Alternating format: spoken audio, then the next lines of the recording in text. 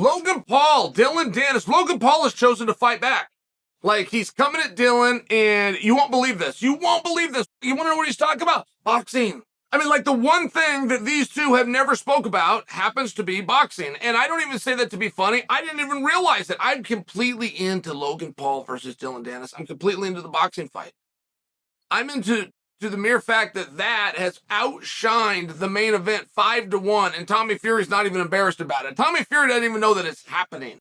Right, like somebody needs to wake up Tommy Fury and tell him what his own name is. I mean, he seems to be one of those kinds of guys. I will tell you what, a co-main event would never outshine me. My ego would never let it happen. I would work day and night. Whatever I had to do.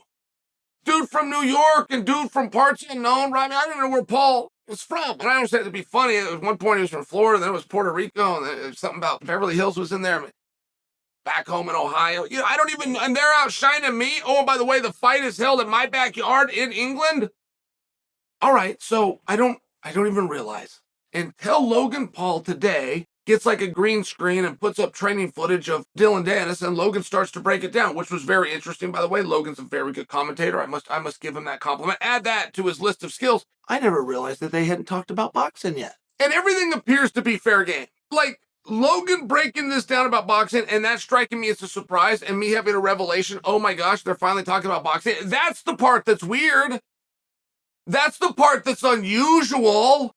I can't believe we got to this point, and I hadn't even realized that they hadn't been talking about boxing. So, Logan basically comes to the assessment by looking at Dillon Danis of, hey, that's not a boxer. He doesn't move like a boxer. Now, I know that that's meant to be derogatory, and that's meant to be an insult, but neither did Kimbo Slice.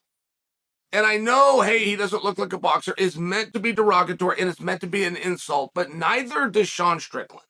So if Logan is genuinely seeing something that looks unusual, before you think that that's going to be a feather in the cap of Logan or that he's even putting him down, Logan might have been giving us a little bit of a different message, which is this guy's got an awkward style and I've got to go and deal with it. Now, above everything else, we're 2 minutes and 25 seconds in, and this is easily the most bored I've ever been talking to you about these guys fighting. It turns out I don't really care about them boxing. I didn't know that about myself. I didn't know it until now. But they didn't know either. I mean, there's a reason that Logan and Dillon have avoided talking about boxing. Apparently, it's not very fun to listen to these two non-boxers talk about boxing. Let's go back to the girl stuff. Let's get back to the lawsuit. And what happens if Dillon does go down this road? What happens if this becomes the new... I mean, it's called Misfits for a reason. Everybody else is getting out of green screen and breaking down their opponent's boxing as well. You're not really a misfit. It seems like you would fit right in. I don't like it. I mean, I'm here to tell you, I don't like it. I didn't know this about myself. I didn't even know that it was happening. I know my complete interest in that contest and in that fight, but I didn't know it had nothing to do with the sweet science. This is news to me. What are we doing with the lawsuit? The lawsuit fell underhanded. I don't like it. I don't like it. It's a federal lawsuit that has to do with the pictures that Dillon is putting up of a girl named Nina. And I'm not trying to condescend. I assume that's a stage name. Like, people become famous, they put out a fake name. I don't think her parents actually named her Nina, but I don't know. And I don't know what her last name is. Like, I don't see what the damage is. I could see where the embarrassment would be, but if you allowed to take the photos in the first place. Well, I got an answer. I actually got an answer from an attorney who contacted me and said those photos were stolen off of an iPad in 2021, which right off the bat is a very fugazi story, right? It's a very fugazi story. What do you mean they were stolen off of an iPad? How do you steal something off of an iPad? Well, it wasn't your iPad. Is that how it works? Really? That's how it works? If I hack in and I take them, it's not my... How do you know I hacked in and took them? How do you know she didn't share them with me? It just seems like a weird thing to do. Like, what else is on that iPad? I would imagine cryptocurrency. I would imagine a banking app. Did I go in and I moved a decimal point and put a comma where a zero was supposed to be? I just stole your pictures.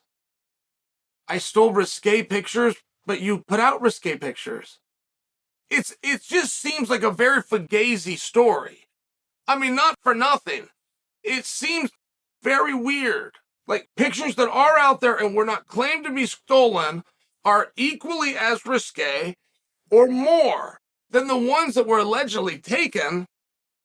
And I don't even know, like, if that already went through a court system and they were deemed to be hacked and stolen, okay, great, I can't do anything about that. But the same thing works with money, right? Like, if a guy goes and robs a bank And then he's got a broken pipe and he hires a plumber and he pays the plumber the money that's stolen from the bank. Like, they could come in and take that. For sure they could. They could say that's stolen, that's dirty money. But the plumber takes it and he uses it to the gas lieutenant to fill him up with unleaded.